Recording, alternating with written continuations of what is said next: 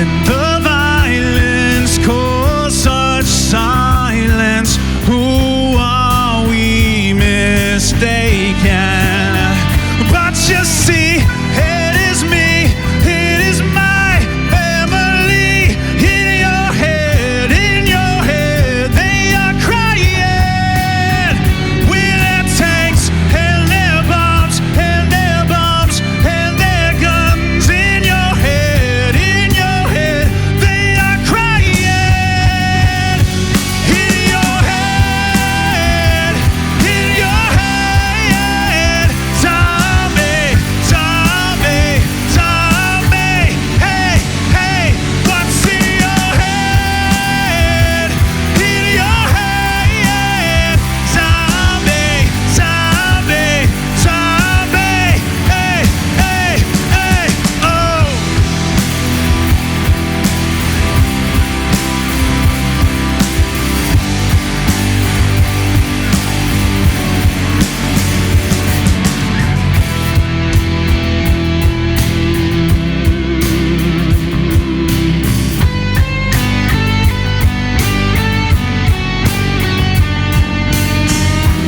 Another mother's breaking heart is taking over. When the violence causes silence, we must be mistaken. It's the same old theme since 2003. In my head, they're still fighting with their tanks and their bombs and their bombs and their guns. In your head, they are dying. In your head, zombie, zombie, zombie. Hey, hey, what's in your head? In your head, zombie, zombie, zombie.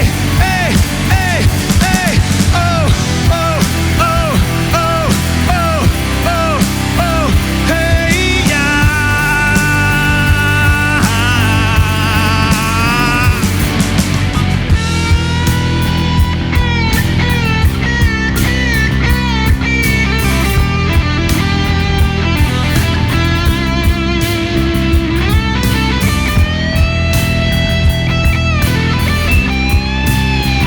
In your head, they're still dying.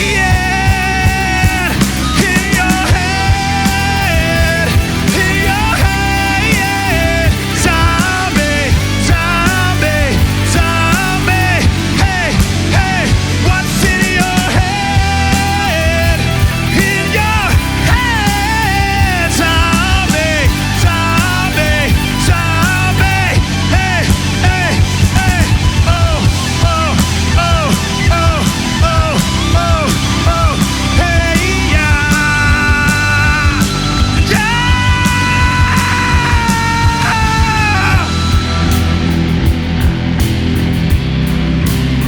Zombie, what's in your head?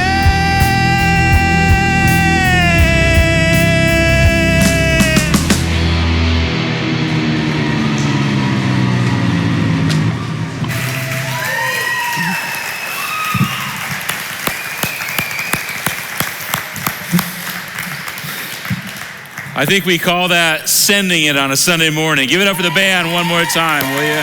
That was awesome. Now, I have to say something about that song. We picked that song several weeks ago, and we wanted to do it because we're talking about screens and social media and all the things with our phones, and we're talking about how it's a little like conflict and maybe like war and all that's going on in our lives. So we picked it to sing this morning, and that's what that song's about. And then the whole thing's happened with our world in Afghanistan and the tragedy, and it just carries that much more heaviness for me. So I hope you're here to learn about all the things we're going to talk about, but also be praying for our soldiers and the people in Afghanistan and the conflict, and the people down in Louisiana and the hurricanes. There's just a lot going on, and it feels like we're in the middle of it. And you need to know this, guys. If you're visiting today, if you're here for the first or second time, or you come every Sunday, we think the best place to be in the world when things are going sideways with people that love us and a God that cares about us. So I want to welcome you all here today. My name is Matt, and I'm the lead pastor. So thanks for being excited this morning for it all. And I would say this, if you're new around here, if you've been here for the first time today or a couple weeks or a couple months, and you have this question in your head like, hey, I have some questions about this church. I want to know how it got started, why you do what you do, and maybe you're ready to be at a place today where you say, I want to get involved and be part of it. We have a really cool environment right after the service today. It's called Next, and it's going to be in the gallery, which is the little room right off the back of the auditorium. It's going to be 20 minutes long, and you can just come and attend, just pop in, and you can ask questions, you can find some stuff out, and if you're ready, you can say, you know what, I want to be a part of something around here, and we'll help you do that. It should be a really, really good time. So everybody's invited to be a part of that today. But for the next hour or so, we're going to be in this room. We're going to sing a couple songs, and then you get to hear Kaylee's baptism story from last Sunday in first service. And so we really going to celebrate that. Baptisms are one of our most favorite things we do around here. So you'll get to cheer for her because she'll be on stage at the end of that. So just get ready for a great story. And then I'm going to continue our series called Screen Time. We'll get you out of here and on your way. One of the piece of information I just want to let you know about is this time of year is the time of year we get people involved in small groups in our church. And we say this all the time, that we believe rows are good, but circles are better than rows. Sitting in a circle with someone else to have conversations, to talk about real stuff, to pray for each other is way better than just coming and sitting in a row on Sunday morning. And we'd love to help you all, if you're not in one, get in a small group. We have 3 types of groups in our church. We have men's groups, we have women's groups, and we have married couples groups. And it's a chance to do life with other people. Now, our groups in this season are going to run for 9 months, which means you have an opportunity to do life with some people for the rest of the school year. And we have heard so many great life-changing stories about people doing groups together. We would love for you to be a part of that. So if you are interested at all or just have questions, you can text connect to 21,000, and we'll have a really kind, helpful person talk to you about how you could get connected. And if you go, you know what, I'm not ready yet, we'll go, that's fine, no rush, we're not pushing you. But if you say, yeah, you know what, I'd like to be a part of that, we'll help you get along to take your next steps getting involved in a group, because we'd love for you to do that. Or you can just come to that next environment and we'll help you sign up right there today, because we want people to grow in their relationship with Jesus Christ. So with that said, we're going to jump into our next song. Michael's going to lead us, so would you stand and let's sing together.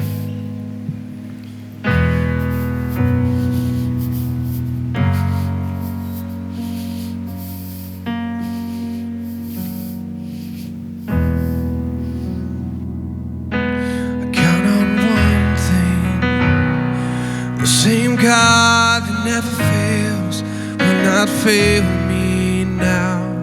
You won't fail me now in the waiting. The same God that's never late is working all things out. You're working all things out. Yes, I will lift you high in the lowest valley. Yes, I will bless your name. Yes, I will sing for joy when my heart is heavy and all my days. Oh, yes, I will. Yeah.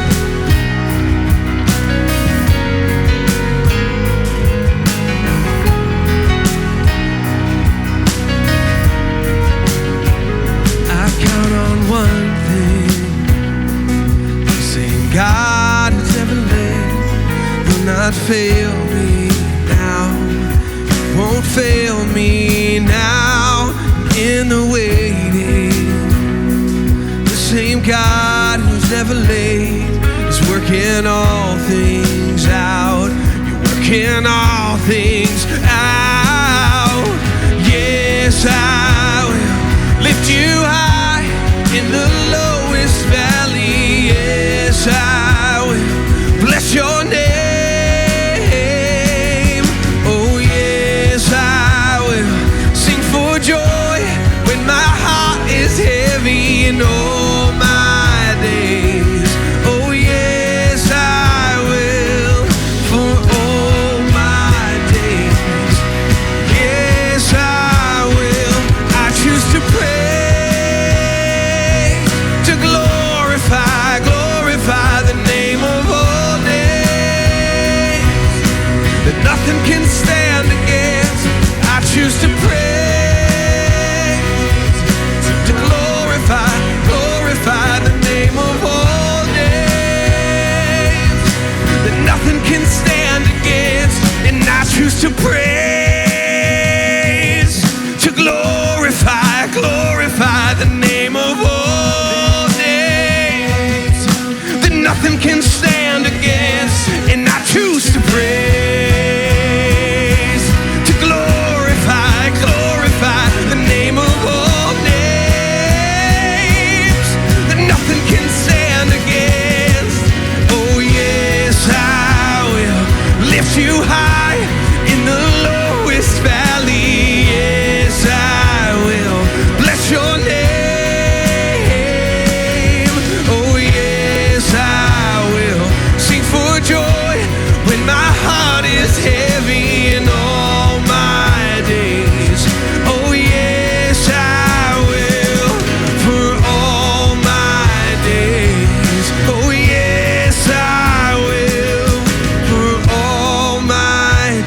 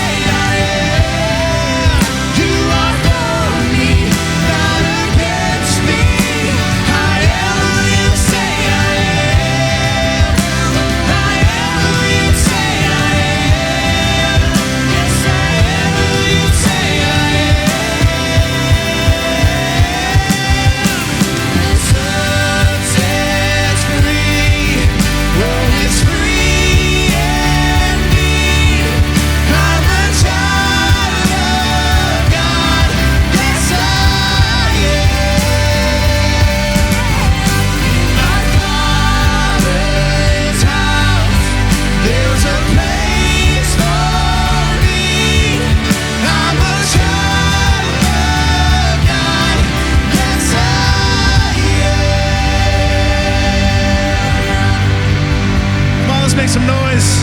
Yeah.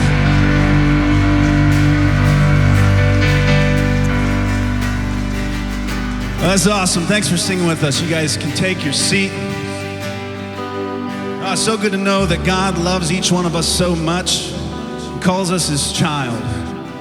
And somebody who's experienced that in her life, like Matt said, is Kaylee. And we got a chance to celebrate with her last week with her story and her baptism in first service. We get to do that now. All right, so sit back, relax, and let's celebrate with Kaylee as we watch her story and her baptism.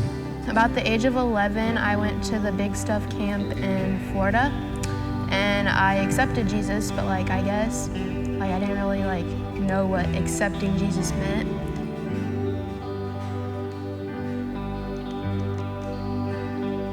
I've always grown up in a Christian home.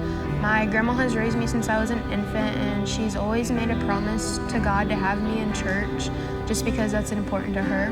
I haven't grown up with my biological parents because of the decisions they had made, and that had taken a really big toll on me throughout life because just not having your real parents there was kind of hard.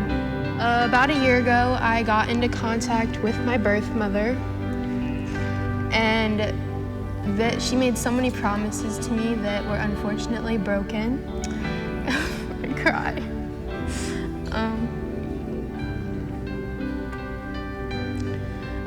She promised me that she would be there for me and my little brother, but she broke those promises. I'm sorry.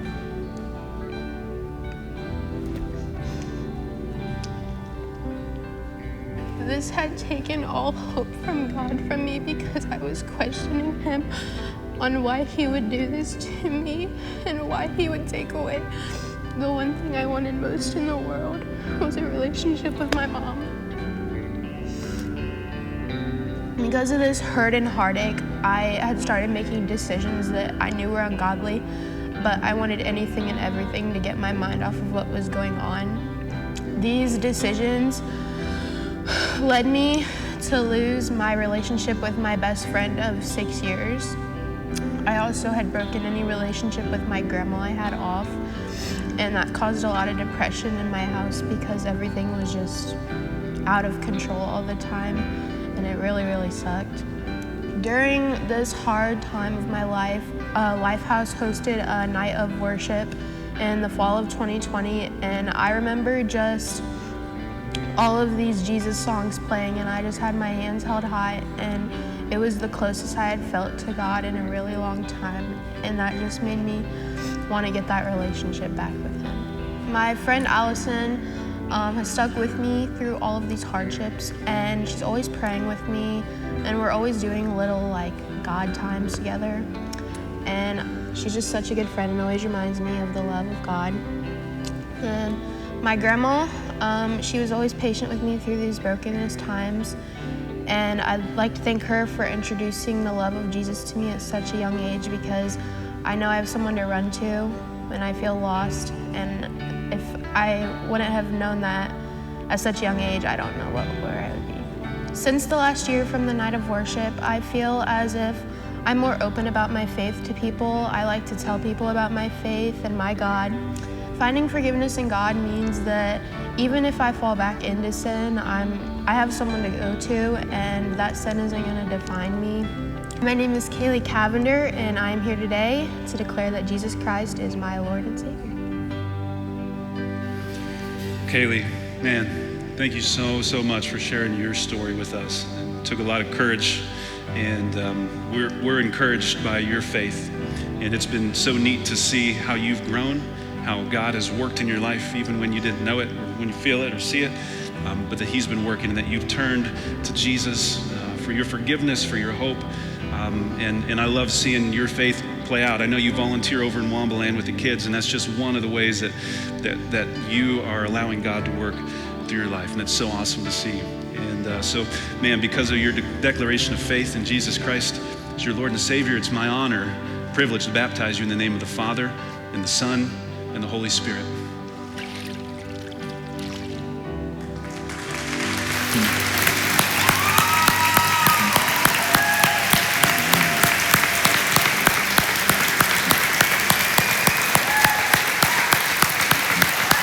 Pretty cool. Love you. So thanks for cheering Kaylee on. Kaylee, we just want you to know how proud of you we are. And if you're new here and you're like, what's all the cheering about? Well, we're just encouraging and celebrating this young lady's courage to follow Jesus, but we're also celebrating what Jesus has done in her life, and we're glad to be a part of it, and we're cheering you on. I can't wait to see what God does next. Thanks for coming up here and hanging out. Give Kaylee one more hand. Will you do that? It's so good. So good. We say this all the time, that is like one of our biggest wins when someone goes public with their faith, because that means God has done something extraordinary with them. It's why we started this church in the first place. And the other thing I always feel in these moments are like, I don't need to say anything, because I can't say anything that's better than what you just saw God doing in Kaylee's life, except for the fact that I worked on this message, so you got to sit through it. So that's the deal for this morning. If you missed the welcome, my name is Matt, and I'm the lead pastor here, and I'm so glad you're with us. We are in part 2 of this series called Screen Time, where we're talking about what do we do with these powerful things in our pockets that give us access to just about everything in our lives. And this morning, I wanted to simply just ask a question to get us going, and you've asked this question along the way in life, is how did I get here? How did I get here? Have you ever asked that question? Like yesterday, our youngest daughter, our only daughter, our youngest child, Megan, went off to college for her senior year to wrap up her college career, and then she's gonna go off and change the world because she's an incredible young woman. But as she was leaving the house, I'm like, how did we get here? How did my little girl, my 4-year-old little girl turn into 21-year-old powerful young women that God is using? How did I get here? And some of you get that because you're holding babies in our service right now, but you have other kids that are 8 years old, and you're like, how do you get here? I looked in the mirror the other morning and I saw all this gray hair on the side of my head. I'm like, how did I get here? And then I thought, oh, it's my 21-year-old daughter that just went off to college. That's how I got all that gray hair. So we always ask that question. I told you a story last week if you were here. If you weren't, just quick catch up. We went camping up in northern Michigan for a couple weeks earlier in the month, and we took 2 campers. We blew a tire, and so we are on the side of the road on I-75, and cars are blowing by us going 80 miles an hour. And if you've ever been on the highway in that circumstance, it's unnerving. It's loud, it's windy, it's hot. It's just an unnerving experience. Well, my mom was with me. And my mom is an incredible woman. She loves us. She loves you. In fact, you need to know that my mom prays for you guys as a church every day. My mom prays more for you than I pray for you because she's just a better person than I am. That's how good of a person my mom is. But my mom gets a little bit nervous sometimes. Does anybody have a mom that gets a little bit nervous in certain circumstances, especially around vehicles? And so we're pulled off on the side of the road. My mom's with us. Cars are blowing by. We're trying to change tires. And my mom decides, I'm not going to be in the car where somebody's going to slam into us, and she goes down in the ditch. But she didn't just go down in the ditch. She decided to make herself comfortable. She climbed in her little camper and she grabbed her little chair, and so she just had a good old time in the ditch along the road I-75. And I missed this opportunity for this series because about 3 minutes later she had her phone out and she's on Facebook in the ditch on the side of the road. Is that awesome? But she decided this is the safest place for me to be. And you know what my mom's thinking right there? How did I get here, right? That's what she's thinking. How did I get here? What is going on? And often, we end up in places because things just happen, random things. But the truth is, it's not very often we end up in places by accident, right? Like a couple of years ago, about 10 years ago, we were up in northern Michigan again, and I love to snorkel. It's one of my favorite things to do, and I love to snorkel in deep water. And my uncle had made that year a sea kayak out of wood. It was an amazing piece of carpentry work. He made a 20-some foot long sea kayak. He bent all the wood. He did all the things to make it watertight. It was beautiful, like something out of a magazine, and he brought it. And I'm like, hey, Uncle David, can I take your sea kayak out in Lake Michigan? And like a fool, my Uncle David said, sure, Matt, you can do it, because I'm always willing to try anything. And my plan in my head was, I'm going to take the sea kayak way out in the deep water so I don't have to swim a mile out, and I'm going to snorkel off the side of it. You see where this story is going. You see how smart the pastor is of the church you're attending today. And so I get my snorkel gear, and I paddle out 3/4 of a mile to where it's about 40 feet deep. Beautiful day. calm, water's crystal clear, you can see to the bottom, and I fall over the side and I snorkel for about a half hour. What I didn't notice along the way is the wind started picking up, and I didn't notice that, Lake Michigan could get a little rocky, and I just wasn't paying attention until finally I came up and I realized there's whitecaps out here all of a sudden. And I got this little tiny long sea kayak I got to get back into. Now, the way you get back into a sea kayak, I know this is a long story, bear with me, is you take the paddle and you put one paddle across the boat, across where you slip in the little place, the seat there, and then you put your life jacket on the other paddle and you push yourself up and you slide in this little area. Now, I'm not a very small man, you guys can know, but I was younger and more agile back then, and I thought, no problem, I got it. I get up, get my hind end almost in, and a wave hits me, flips over the kayak rolls over my head, cracks my head open, I'm bleeding in the water. I'm sure Jaws, there's got to be a shark in Lake Michigan. I'm sure Jaws is going to get me at any moment, right? But the kayak was floating one way, the paddle was floating the other, the little pump that pumps the water out was going the other way, and I panic and I pull them all together and I realize I'm in trouble. I'm hurt. I'm way out now. I'm past the mile out. The kayak's half full of water, and so I tried to get in again. And I flipped over because it was, waterlogged, and I come to the conclusion I'm in real trouble. And I have two options. I can either try and keep this kayak and die, or I can leave the kayak and swim into shore. But I knew if I swam into shore, my uncle was going to kill me, so I was going to die either way. And I decided one more time, I'm going to try and get in this stupid sea kayak. Finally, I got in the last try, and it's just like this far above the water because it's just full of water and me. I paddled in, exhausted, barely made it. And I asked the question, just like we all ask in the middle of that whole experience, how did I get here? And in that case, I knew exactly how I got there. Like an idiot, I tried to take the kayak out and do something you're not supposed to do with a sea kayak. Now, here's why I tell you that story. In most of the situations in life where we're like, how did I get here? We got there because we led ourselves there. We pointed ourselves in a direction.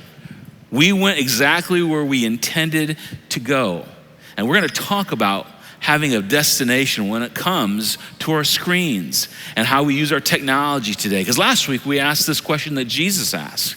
He said, what kind of deal is it to get everything you want but lose yourself? What kind of deal is to have everything you want in your pocket? Because we do, and we love all the technology in our pockets, like the phone and the camera and the maps and the pictures and everything we have, but you lose you, or I lose me. And tech is so great. I love technology because it makes life so much easier. But what we're seeing in ourselves and in our culture is we're losing ourselves. And we see this happen in other people, but this is really hard to see in our own life. So I wanted to talk about an area that we don't want to lead ourselves in the wrong direction in our lives. And this is the area of social media.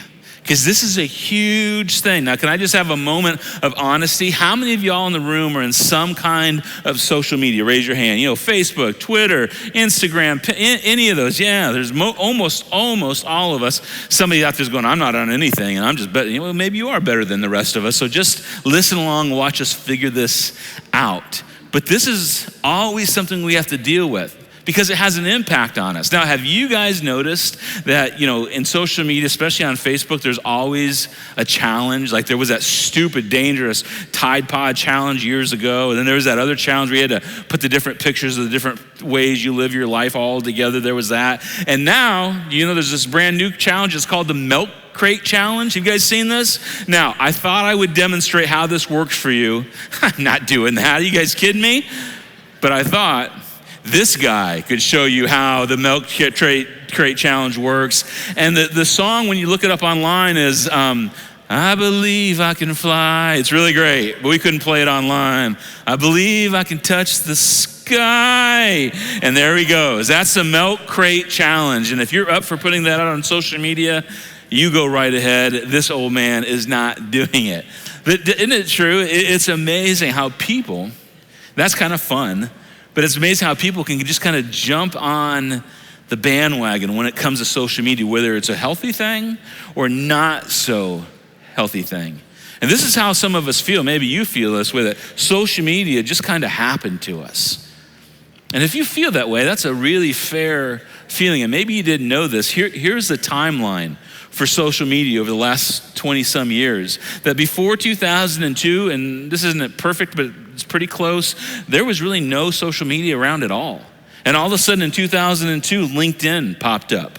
And in 2004, Facebook showed up. Before that, there was not much of anything social media-wise. Now think about this. And then YouTube's everywhere right now.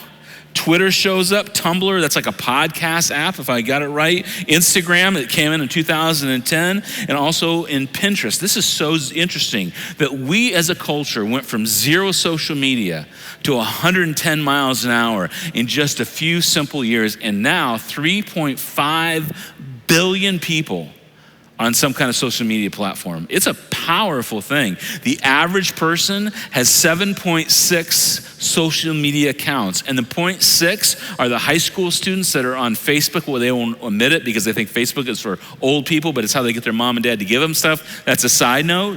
But people are on social media like inside and out. And it feels like it just happened to us overnight. We had none of this, and now our whole world has changed because of it, and we need to talk about it. In fact, you may say this: social media didn't just happen to us, it's having an effect on us. It has an effect on the way we live, the way we interact with everyone, the way we see people, the way we see ourselves, which is a huge deal, because think about this: anytime something has an impact on the way you see yourself, it changes yourself. And interesting enough, Forbes magazine did an article about the 6 negative effects that social media is having on our world, our culture, and our community. And what they identified is one of the big impacts negatively it's happened is it's like an addiction for people. And this is really important. Do you know there's actually a scientific name? It's called a Facebook addiction disorder that they've identified through research, that people are like literally addicted to Facebook, and it's caused a disorder in their life. And people, because of Facebook, and I have Facebook, we're not against it. Some people watch this message on Facebook today, that's great. But people are actually neglecting their own personal well-being to be on Facebook. They're mentally preoccupied by something besides themselves or their children or their marriage or their home to be on other people's platforms and in their lives. It's a really interesting idea or thought that people are using it as a form of escapism. Like all other addictions, I'm going to use this so I escape my normal part of my life. And it's a mood modifying behavior, and it appears in all kinds of social media. It's such an interesting thing, and it's like other addictions that we're facing, and it's becoming a real problem. If you were here last week, I read this quote that technology is the new gluttony, and then I told you I felt bad about 2 things in my life, technology and gluttony, which is a bummer. But think about gluttony, Wayne. I just want to take you back to that idea with addiction. Gluttony is this idea of an endless appetite plus endless access. We have huge appetites for things, and we can have access to all of them. And the things that we desire in our lives, maybe more than ever, are things like connection. We talked about this last week. The problem is connection through social media is not like real connection sometimes. It's like third person removed, and we'll talk more about that. It's not always so healthy. And belonging, if I go to social media just to belong, am I really belonging to something that's good and is close to my heart? I can know someone. Learning is good, and information is good. In fact, I have grown children, and they've all gone on these paths of trying to figure out the bigger picture. They've explored their faith in all kinds of ways, and that's good that they're learning. But think about this. Sometimes you can pull so many different ideas that spins you upside down, and you don't know what's up and what's down. I mean, this is terrifying to me, the idea that you have endless access to sex and intimacy. I was talking with one of our band members earlier this morning, and we both said, can you imagine when we were 15, if you could pull out your phone and have access to any sexual thing you ever could imagine, just on your phone wherever you went? I can't imagine where that would have taken me at 15 years old. And yet now every 15-year-old, every 12-year-old, every 10-year-old, and 30-year-old, and 50-year-old has to figure that out. And relief.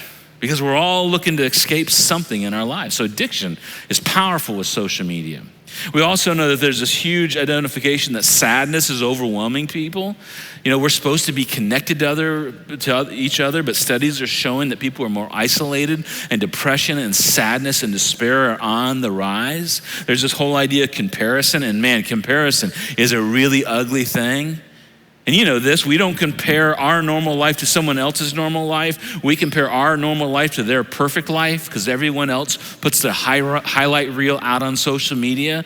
And you start to look around and say, well, I don't have what they have. I don't have the vacation house they have and the kids they have and the husband they have. And we see their highlight reel, but we live in our own little mess. And it's always the comparison between what's perfect on social media and what's imperfect in our own lives.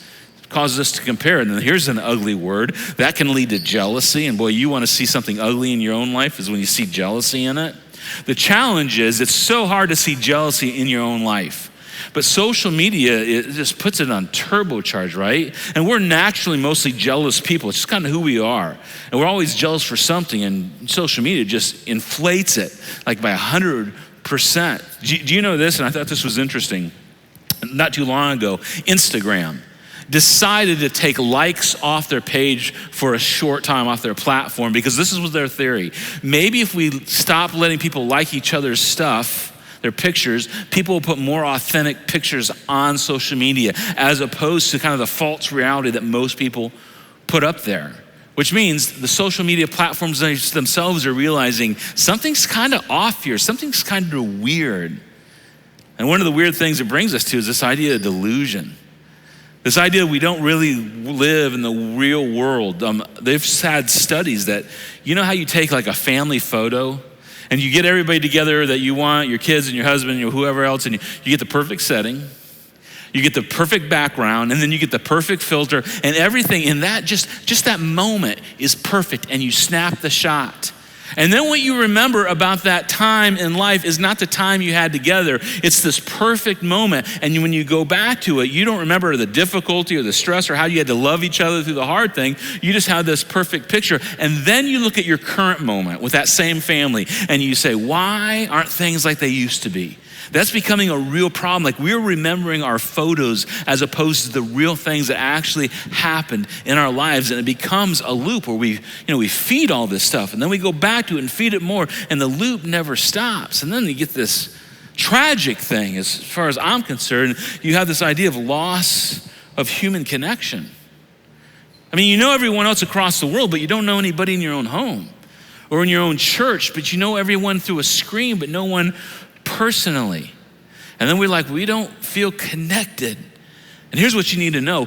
God created you to be connected to other people. That he literally said, I'm gonna bring joy to your life through really being in life and community with other people.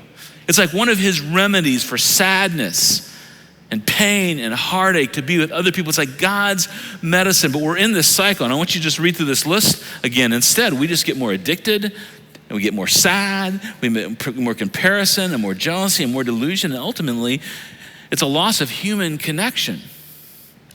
Now, we can't get rid of it. It's here to stay. You just need to know that. So we had to figure out where we go with it. We had to figure out what do we do with social media. And there's so many negatives and there's so many positives, and we can't just throw away our phones and go back to pagers. I'd love just to do a poll. How many of you actually know what a pager is in this place? Because you have to be old to know that. But we also can't let it run our lives and rule our lives. And you certainly, and we're going to talk about this next week, you don't want it to rule our kids' lives. So here's what we're going to do this morning. We're going to look into the wisdom of Jesus. And we're going to look into the wisdom of the Apostle Paul and the wisdom of the wisest man in the Old Testament scriptures. But I want to start with something the Apostle Paul said. The Apostle Paul was an early church planter. He's responsible for much of the New Testament scriptures, probably responsible partly for the church even thriving through the first century. And this is what the Apostle Paul said, that he knew so much and understood so much. He said, be very careful, come back to that, how you live, not as unwise, but as wise, making the most of every opportunity. And I love this, because the days are evil. And this is a really powerful little phrase, the days are evil. And I don't know what you think about when you think of an evil day. Here's my first thought. When our church staff goes to lunch and the person that's picking the restaurant's a vegetarian, I said, this is an evil day, because I need some red meat in my life. So vegetarian, if you're a vegetarian, you're a better person than I am. I love a steak, right? But days are evil is a really important thing, and the Apostle Paul is talking about where life is going, and culture's going, and the world is going. And I say this all the time because I really don't want us to be the kind of church that we're just angry at the world or angry at culture. But it's also important to recognize that the direction culture's going is a little bit evil. And it's a little bit like being in a fast-flowing river. And you just pick your feet up and say, all right, culture, you just take me like a river, wherever you want me to go. And that's what happens in a fast-flowing river. And where culture takes you is usually not to better places, but to darker places. Less love, less honesty, less peace. And we see it all around. And here's where it's interesting. What we're watching right now, what we're listening to, which we're tweeting, which we're liking, there is a lot of evil that has an impact on us, and it's taking us in a direction. And the Apostle Paul would say, be careful, because the days you are in are evil. And this is the hottest way that the world's influenced us, with some of the evil in it. Another way to say that is this, is if you go with the flow, you'll end up in somewhere you never planned to go. And you've seen this in other people's lives. You're like, oh, you're going in a bad direction. The hard part is you can't see it in your own life. I'll give you an example. I can't tell you how many times I've heard the story of a husband getting on social media and finding an old girlfriend or an old friend who happens to be a female and liking something on her page and friend requesting or vice versa. And it's just a like, it's just a friend request, right? And then there's some private messaging, and then we're gonna meet up, and then there's things happening that he's hoping his wife doesn't find out, and then there's full-on betrayal in a marriage. And you just look back and you go, I'm so heartbroken, but that path, it was a path that you chose to go down because the days are evil, they've taken you there. Or maybe you're a wife, and you're not so happy with your husband. I mean, he's a goofball, because a lot of us are goofballs, right? But on social media, there's men that they're impressive and they're good looking and they seem like they have it all together and they take care of their wives, and you're thinking, why can't you be like him? And now you start looking at him in a different direction. You're thinking, I just want to go in a different direction because it's not enough. I got to go in a different direction. Or how about this? You just came out of something, a relationship, and you're just so wanting everybody to see how happy you are and how good you're doing, as opposed just to going, I'm not so good. Life is really freaking hard right now. And you're putting your highlight reel out there so everybody's impressed when God called you to be authentic and just have some people around you to walk through your pain and not march into the different things. Moms, your kitchen doesn't look as good as other kitchens. And now what do you do with that? And dads, your barbecues don't look as good as other people's barbecues. And you don't have a 4-wheel drive. You've got an old Nissan from 1989 and it's a rust bucket. And now you feel like a loser in life. I mean, it just goes on and on and on. And you may say, well, Matt, that's extreme. All those are extreme. Yeah, maybe. It's extreme until your daughter, who's beautiful in all kinds of ways, doesn't feel so beautiful because she doesn't feel as beautiful as the other girls on social media because they got butt implants, and now your daughter doesn't have butt implants. We literally had that conversation at dinner the other night, butt implants. I'm like, we're not doing butt implants. I mean, I'm joking, of course. My daughter's way too secure for that. But there's all this. You have to be, and you have to be. And God says, you're my child. Goodness. But when it comes to all this, we go back to something we've said over and over throughout the years. When it comes to every part of our life, but especially with social media, direction, not intention, determines your destination. And if you don't decide the destination you want to go with social media, it will take you somewhere. Intention does not get you there. You can sit in here and agree with me all you want. I guess a lot of us will be in agreement about what I'm saying because it's easy to agree because we see it. But agreeing doesn't get you there. It's when you actually go in a direction. When I want to go to northern Michigan, I've got to go north. I cannot go south and expect to end up in Michigan. It doesn't work that way. And you have a destination and I have a destination. As a husband, as a wife, as a single again woman or a single again man, as a parent, as a teenager, as a college student. You have a destination when it comes to your peace and your joy and your integrity. And God is inviting you to something so special. And Paul says, be very careful how you live. Pay attention. Look around. Don't just follow blindly because it's taking you in a direction. And then he says, not unwise, but as wise, make the most of every opportunity because the days are evil. Careful and have wisdom around this. And you know what he's saying, what you need for your life in every aspect of life, including social media, you need wisdom. How do you interact? How do you have boundaries? How do you see this thing God has given us and use it for good? And so quickly, I want to ask a question as we wrap it up this morning. I won't be long. How do we use social media wisely? We got it in our hands. It's not going away. How can it be life-giving to us? How can it reflect what God wants in our lives? And so what we're going to do is look at 3 verses from the book of Proverbs. Now, the book of Proverbs was written by Solomon, said to be like the wisest man ever walked the face of the earth besides Jesus, because he asked for wisdom. And I heard this just this week. When you think about Proverbs, it's out of the Old Testament, think about proverbs, because verbs are something you do, and the pros do it really well. There's a great way to look at it, right? So when you think about Proverbs, think about verbs you do done by the best people that do them that way. In other words, things that wise people do really well. And you know some wise people. There's some people, when it comes to marriage and relationships and parenting and how they live their life, you're just like, I would love to live like them. I don't know if I can, but I love to live in the way they live in every aspect, because they live in wise ways. And the book of Proverbs gives us wise ways to live. And so the very first thing Solomon says, and we're going to extrapolate this, is he talks about time and guarding your heart. So I want to ask the question, how much time do we spend on social media? Just a really good step. How much time do you spend on social media? And he says, above all else, guard your heart, for everything you do flows from it. It's a powerful idea that what you put into your heart flows out of your heart. So let me ask you a question. How much time are you spending on social media? You spending 8 hours a day on social media? Is that too much? You spend an hour a day on social media? Is that too much? Is 15 minutes a day too much? I'm not going to tell you how much is too much. You just should wrestle this to the ground, and I should too. Because what gets our attention leads us somewhere. And what gets our attention, what's in our heart, causes us to be jealous and compare, and we get frustrated. And where's that leading you? And Solomon would say, this has been true for thousands of years. You got to protect your heart and what goes in it. So would you be willing to consider a time limit? And for you, it literally even just might be, I have to have 30-minute limit a day to social media. 15 minutes in the morning, 15 minutes in the evening. And for some of you, I can hear it almost. You're freaking out because what am I going to do with all my time?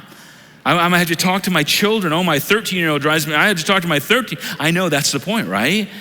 I might have to put the phone down at dinner and talk to my husband or my wife. I know that's the point. My 80-year-old mom is just nuts, and she sits beside the side of the road in a lawn chair. Well, maybe you get to spend time with your mom, because you never know how many more days she's got left on this earth. For you, maybe it's an hour. I don't know. Would you be willing to consider a time limit? Here's what's cool about your phone if you have an iPhone, and there's a way to do this in Android and the other platforms. There's a thing called screen time. You can actually set the limit, and it reminds you, turn your phone off. And what would it look like if you put your feet down in the river and go, I'm not going to let it just take me where it wants me to go? Be careful. Guard your heart. Limit your time. Another thing I'd love for you to think about is who we follow when it comes to social media. And if you're a parent, you know this is such a big deal. It's why you freak out over who your kids hang out with, right?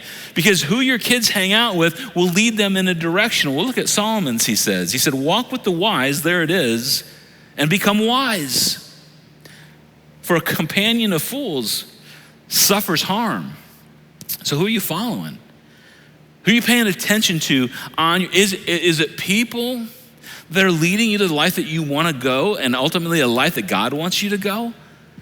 And it's such a weird thing with social media. And I totally get this because I do it. I have boundaries and I have standards, and there's people that I want to influence, but I don't want to influence me. I want to be a mission with people, but I need people close to me that point me in the right direction. Yet I will pay attention to people on social media that I disagree with, or I know that's not a good path, but I'm entertained by it. I'm excited about it, and I'll follow it on my phone. And it gets down deep in your heart. We all know this. You can watch something that you're like, that's not good for you, and you can just become like an acceptable idea over time.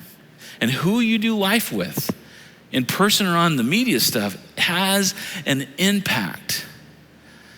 And it just becomes okay in some things that you would never say is okay. And you head in a direction you don't want to head in. And you have less peace, and you have less hope and you have less joy, and all of a sudden you feel like you're just in despair. It's a huge deal.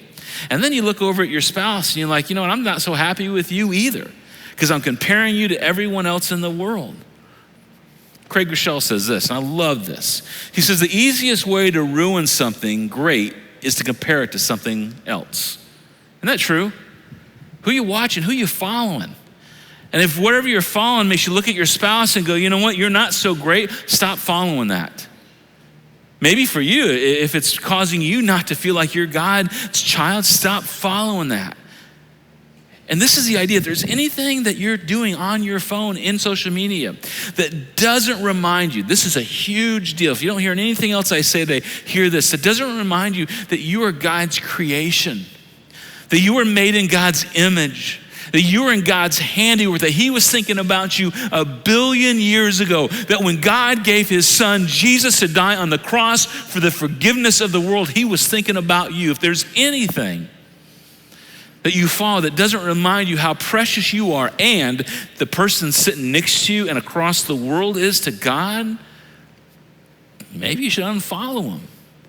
Anything that makes you feel like, hey, you can't ever be a good father, a mother, a business leader, a college student, a beautiful young lady, or a beautiful, handsome young man, however you say that the best, just unfollow. Side note, if your mother-in-law is driving you crazy, don't unfollow her, just mute her because she'll never know. It's a great technique, all right? Just mute her, she won't know you did it, and then you won't have to listen to her anymore. Last thing I just want to ask you, would you be willing to think about? Would you be willing to think about what we post? Solomon says too much talk leads to sin. I just want to point this out for us that follow Jesus. If you don't follow Jesus, you just figure out what you want to do with this. For us that follow Jesus, too much talk leads to sin. Not just bad behavior, just not mistakes, to sin. Be sensible and keep your mouth shut. I have to say this to myself all the time as a pastor who gets a stage and a microphone and a few people to talk to, because I would love just to tell you all my ideas and all my opinions and what I think you should do. And I have to remind myself, Matt, your platform is not for your ideas and your opinions. You got to try and hang on. And it's a try thing because I don't always get it right. You got to try and convey the gospel, what Jesus wants us to be. And this is Solomon's idea. You talk too much, you cause yourself to sin. So sometimes you just got to keep your mouth shut. Pay attention to what you're posting. Because, again, if you're a Jesus follower, you're responsible. You're responsible, and you're representing a gospel that God gave his son on the cross for you. And right now, we're in a world that's not going to get any easier or prettier or more kind. We all acknowledge that, right? Probably in the next year, it's going to get twice as ugly as it is right now. You can just feel it bubbling up. And what pains me is people that one minute will say, I'm a Christian. I'll just be really honest. Will say, I love my church. I love my church. I love Lifehouse. And I hate those dirty sons of who voted or don't want or for, and you fill in the blanks because it's on all other side. And I'm just like, we are responsible. We are stewards of a message of Jesus, that God died for us when we were at our so very worst. And he was at his so very best. And we could influence the world through social media, but like Solomon says, talk too much, you start sinning. Let's keep your mouth shut. And what you follow, and the time you put in, and what you post, pay attention to. I was having a conversation with a friend. I asked him if I could share this story. He was gracious enough to let me. I stalk all you guys on social media. I just don't post. I was stalking him on social media, and he just really wrote something that was derogatory about our current vice president. I mean derogatory. Not just like, I disagree, I don't think that's good politics, but that's okay. But derogatory. Like challenging who she was, made in the image of God, our vice president. And just so I don't get any emails, I did not vote for her. But I was irritated by it. And I asked him, hey, what's going on? You're a Jesus follower. He says, well, and this, and I said, hey, what would you have done if Megan, my daughter, had posted that on social media? And he goes, well, she wouldn't do that. Well, what if she did? Or what if it was my daughter? Well, it's not. Well, what if it was? He said, well, I wouldn't say it about your daughter, Matt. I wouldn't say it about your daughter. And well, why wouldn't you say it about my daughter? And you know exactly what he said. Because she's your daughter. Well, our vice president's somebody's daughter. She was made in the image of God, just like I was, just like you all are. And yet we're going to say terrible things about sin. And I don't mean you can't disagree. But come on, we're stewards of the gospel. God died for us when we were so miserably lost that we got to be miserably found in the most beautiful way. What kind of deal is it? Jesus asked. To get everything you want and lose yourself. I don't want you to lose you. I don't want you to lose what's best in your life. I want you to hang on to who God created you to be. And for social media, maybe we'd say it this way. What good?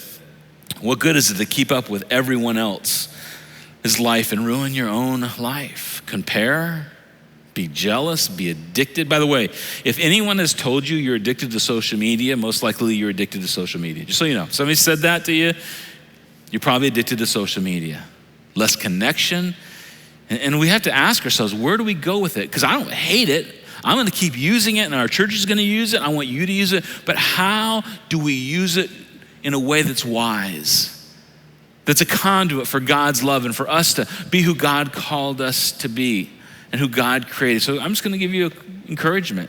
If you've lost a handle on it, would you be willing to take a break and just simply evaluate? And for some of you, you just need a day off. You literally need to turn it off for a day and reorient your life because you're watching too much CNN or Fox News on your phone. Take a break. Or whatever the platform you're on, take a break. For some of you, you need a week. Some of you need 6 months. Some of you, you're getting so much value out of what comes on and off of your phone, you may need to just take social media off your phone for a year. You got to keep your phone. Maybe you just need a healthy break. And maybe, what if this is true? Your relationships get better. Your marriage gets better. Your future marriage gets better. Your parenting gets better. What if you get to make an eternal impact because your heart gets clear? Would you take a break and maybe just evaluate? And maybe we could be people that leverage what God has given us through technology for good and not evil. I didn't say this in the first service, but here's what I would love for us to do. And I don't mean like do on social media, and I'm just totally making this up off the cuff. So bear with me as I say this. It's always dangerous when I make stuff up off the cuff. You know what I'd love for us to do is hold each other accountable. And I don't mean like from across the room or on social media, but you got a friend that you're close to that you know is a Jesus follower, belongs to our church, and they're saying things they shouldn't. They're just watching things they should. They're just being nasty. Whatever it is, call them on it. Hey, don't do that. Come on. We can be better than that. Wouldn't it be great to have a circle of accountability that we were healthy and we didn't expose all the ugliness to other people on social media, but we gave it to God and found forgiveness and hope and redemption in all of it? That was extra. I didn't even plan to say all that. That was extra for this morning, so there you go. Yeah, thanks for that. You know what this is like? This is like getting likes on Facebook. Thanks, Matt. Thanks, Matt. I appreciate that. Yeah, validation. That's good. So, hey, listen, with all that said, let's do this. Let's be the healthiest people we can. Next week, we're going to come back here and we're going to talk about how to make it all work with our technology, including parenting. I was going to talk about that today. I'm talking about it next week, so make sure you come back. And we're going to keep figuring this out, and we're going to follow Jesus and love each other. And let me just say this. If you're not a Jesus follower in here, we want you to keep coming and hanging with us. We want you to follow Jesus someday because we think he loves you like no other. So don't give up. Keep coming back, and we're going to figure it out together. Let me pray for you. Heavenly Father, thank you for letting us have like an honest conversation about what's difficult and tough in our lives. And Lord, I know I have misstepped when it comes to social media. I'm probably sure most of us have. Help us to get this right.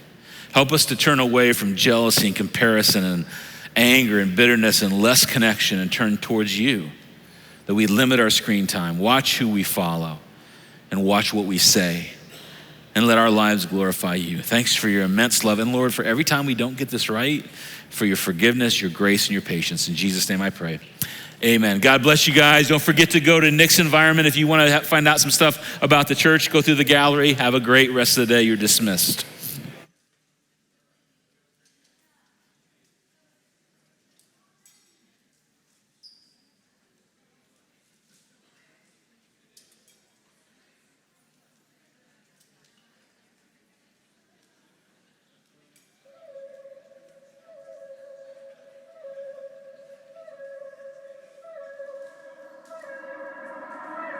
submit